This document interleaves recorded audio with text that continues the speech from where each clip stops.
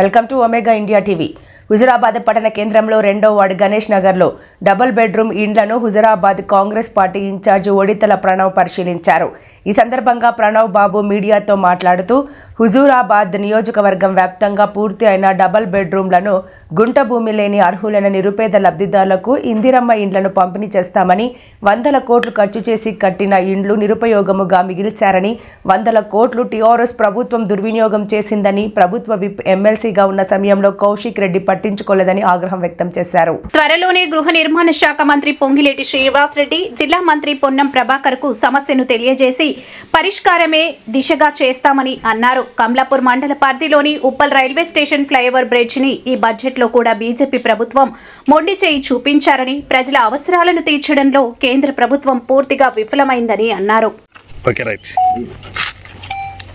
ఈరోజు హుజురాబాద్ పట్టణంలో 2వ వార్డు గణేష్ నగర్ సిర్సపల్లి క్రాస్ దగ్గర ఏవైతే డబుల్ బెడ్రూమ్ ఇల్లులు గత 7 ఏళ్ల కట్టి ఈ ఒక్క లబ్ధిదారుకి ఇవ్వకుండా మోసం చేసిన పార్టీ బీఆర్ఎస్ పార్టీ. ప్రజల సొమ్ము 100 కోట్లు ఖర్చు పెట్టి సుమారుగా ఇక్కడ 500 ఇల్లులు చేసడం జరిగింది.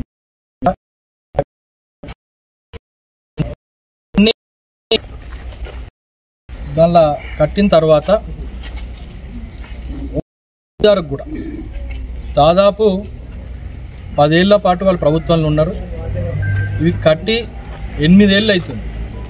8 ఏళ్ల నుంచి ఇక్కడ ఉన్న ఇళ్ల పరిస్థితి రానున్న రోజులు ఖచ్చితంగా అర్హులున్న ప్రతి ఒక్కళ్ళకి, ఇల్లడుగు లేని వాళ్ళకి ఫస్ట్ ప్రయారిటీలా ఇక్కడ ఉన్న 500 ఇల్లులు కానివ్వండి, నియోజకవర్గంలో సుమారుగా 800 నుంచి 900 ఇల్లులు డబుల్ బెడ్రూమ్ ఇట్లనే కట్టి లబ్ధిదారులకు ఇవ్వకుండా వదిలిపెట్టింది బీఆర్ఎస్ పార్టీ.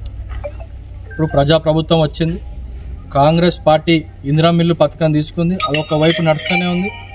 ఇల్లు అడుగున్న వాళ్ళకి ఖచ్చితంగా ఇందిరమ్మ ఇల్లులు కార్యక్రమం నడుస్తుంటుంది. అలాగే ఏమీ లేని వారికి, గుంట భూమి కానివ్వండి, ఇల్లు అడుగు లేని వారికి ఫస్ట్ ప్రయారిటీ కింద ఏవైతే ఇక్కడ డబుల్ బెడ్రూమ్ ఇల్లులు ఉన్నాయో, కట్టి వదిలిపెట్టినవో, నిర్మించినవో, వాటికి ఏవైతే మళ్ళా కావడానికి మెయింటెనెన్స్, రిపేర్ వర్క్స్ చేయడానికి నిధులు కావాలో ఇక్కడ ఉన్న జిల్లా మంత్రి పొన్నం ప్రభాకర్ గారు కానివ్వండి, హౌసింగ్ మంత్రి పొంగులెట్టి శ్రీనివాస్ రెడ్డి గారి దృష్టికి కూడా మేము తీసుకుపోయి నిధులు మంజూరు చేయించి ఇక్కడ ఉన్న ఆ మరమ్మతులు కూడా చేయించి త్వరగా వాళ్ళకు కూడా అలాట్మెంట్ ఇచ్చేలాగా మా కాంగ్రెస్ పార్టీ మేము చర్యలు తీసుకుంటామని మరొకసారి మీకు తెలియజేస్తాం.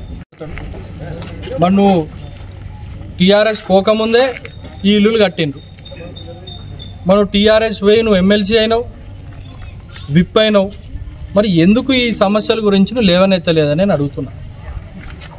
మరి ఎమ్మెల్యే అయినావు, అయినా మరి ఏం చేస్తున్నావు?